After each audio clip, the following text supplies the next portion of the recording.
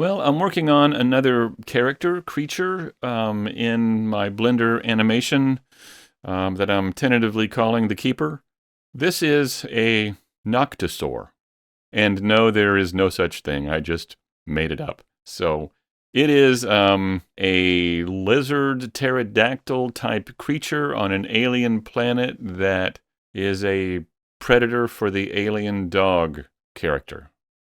So that's all that's all you need to know. What I've done is I've created or drawn up a front and side view as I usually like to do, and I'm just now building it out with spheres. And I'm using a trick from Yan Sculpts, a YouTuber who's a Blender sculptor. He's a fantastic Blender sculptor. You ought to check him out, Yan Sculpts. But that center sphere on the bottom is the one that's going to be used for all the center pieces, all the center spheres, is duplicated off of that because I went into sculpt mode and turned on X symmetry in sculpt mode so that as long as that's kept on the center line, I can immediately go into sculpt mode and begin sculpting in symmetry. That other pair of spheres is a single sphere with a mirror modifier on it.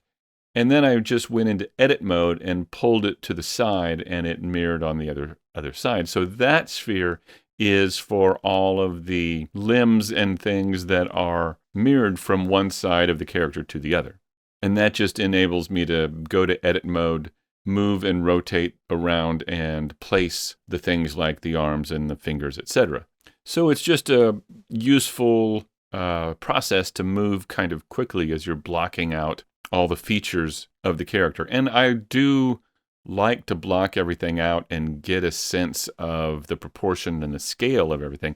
And, well, like here, I just decided that the feet needs a thumb, or they need a thumb, or whatever. That wasn't in the drawing, but I thought, you know what? It looks kind of unbalanced. I'll go ahead and add a thumb to that.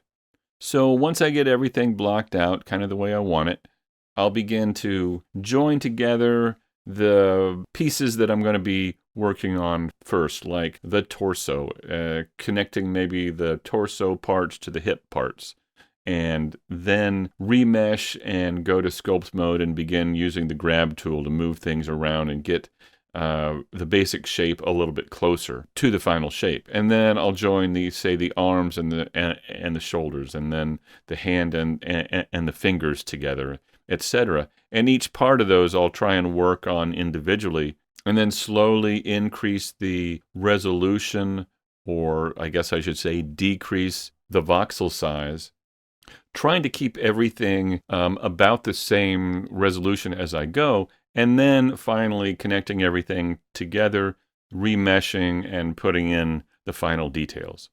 So that's, for me, sculpting in a nutshell. Just from beginning to end, that's what I try and do. That's what I try and keep in mind. So I'm keeping everything pretty low poly here just to get the basic shapes down.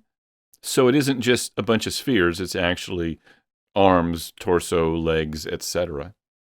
And there's a lot that I'm not seeing or communicating in the drawings. The drawings are really just kind of to bring to life a little bit closer what I'm thinking in my head.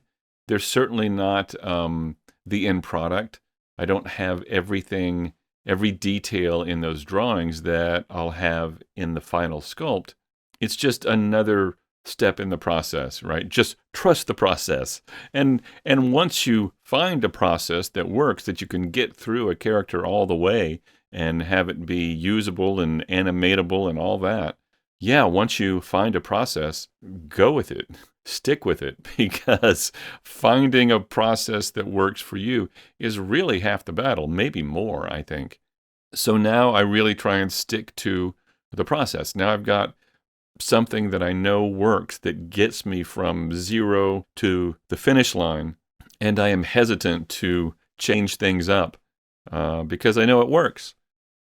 I'm also now pretty comfortable with the level of realism that I'm bringing to these things, which isn't a lot, right? It's not They're not terribly realistic, and I'm okay with that.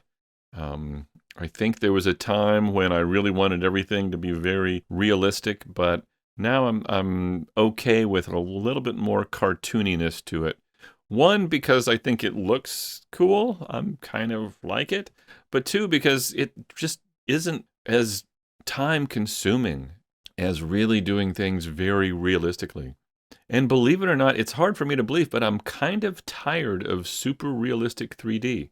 I never thought I'd say that, but I'm kind of getting tired of it. I'm really interested in seeing artistic styles in 3D that aren't just that brutal realism that we've seen in so many video games and things like that.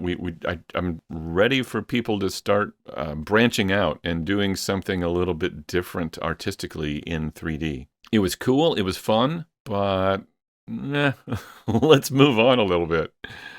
And I'm certainly not saying I'm like at the forefront of change and revolution in 3D by any means. It's just taken me a while to be comfortable with what I'm doing, with what I'm creating here. And I'm having a hell of a lot of fun, so why not? You know, find your style, find your process, all of that, and find something that's fun to do. And I love that we now have a Blender film that's won Golden Globes and has been nominated for an Oscar and everything. Flow, the animated film Flow. If you haven't heard, it was created all in Blender, and it's a wonderful film. And if you haven't seen it, you should get it, watch it. It's on Amazon Prime, I think, currently. Give them a few dollars. It was a very small production. And they used Blender, which is just incredible. So people, I think, are becoming more okay with using 3D for animation, stories, etc., that don't have to be brutally realistic, really, really high-res realism kind of thing. And I think that's great. And I hope more people use Blender to do that kind of thing. So I'm getting to the point here where it's beginning to be pretty high poly, and I'm connecting all the pieces up so that I can kind of see how it's all going to fit together here. And it turns out I don't think I used a tremendous amount of polygons for the sculpt on this, maybe 1 or 2 million, something like that. I didn't feel like I needed a whole lot to capture the few details that I wanted on this. And here's where I'm really beginning to get a sense of what the proportions and the scale of the arms to the legs and the hands to the arms and the head to the overall body is going to be. Because as I've said, I think before, it's hard sometimes to see the drawing in 2D and really get a sense of how it's going to be, how it's going to exactly feel in 3D. But when I created the claws, I just used the path tool and closed up one end, one point of it to bring the claw to a point there. And I used that for the toenails as well, and the teeth. In the end, I used the same things for the teeth too.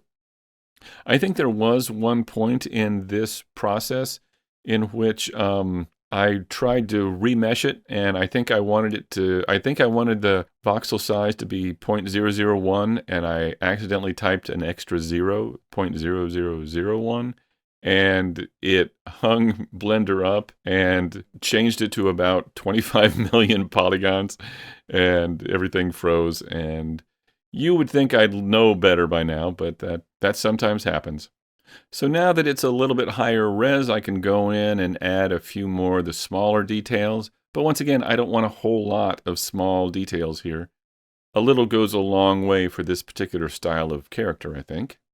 And then once I got the body sculpted, I tried to come up with something for the wings. And the wings, I tried using the path tool to kind of outline them first.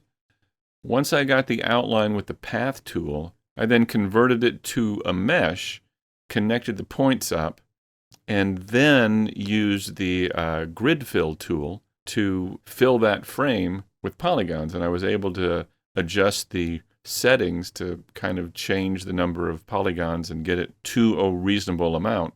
So at least so far, that's what I think I'm going with.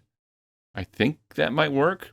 I might need to add a solidify modifier to it, but how I'm going to rig this thing is still a complete mystery to me. I don't know if I'm going to really, I don't know how I'm going to do it. I guess maybe I can use a bird pre-made rig from AutoRig Pro or Rigify. Maybe that would work. But I'm really kind of at a loss at this point in time as to exactly how it's going to be rigged with the wings and everything. But that's okay. Once again, trust the process, keep moving forward, and see what you can do. Once I got everything in place, then I went in with the paint tool in sculpt mode and began adding some color just to see how it's going to look with some basic colors that I'm just sampling off of that drawing there.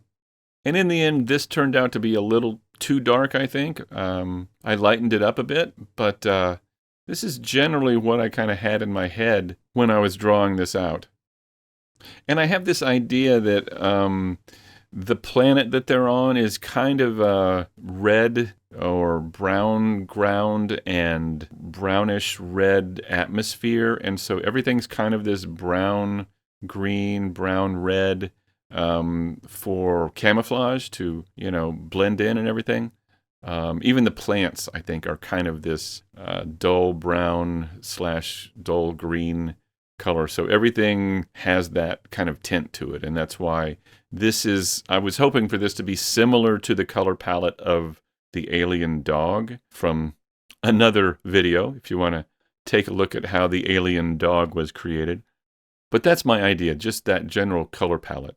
And then I took the color attributes of the paint into a material so that I could use an RGB curves node to lighten it up a bit. And then in the end, I was like, how big should this thing be? Because for me, it needs to be big enough to be a predator for the dog so they don't get along. But it needs to be small enough for the human to be able to kind of chase away and not be too afraid of. All right, well, there is my Nachtosaur. Thanks for watching. At some point in time, I'm going to have to retopologize this thing, so keep an eye out for that. See you then.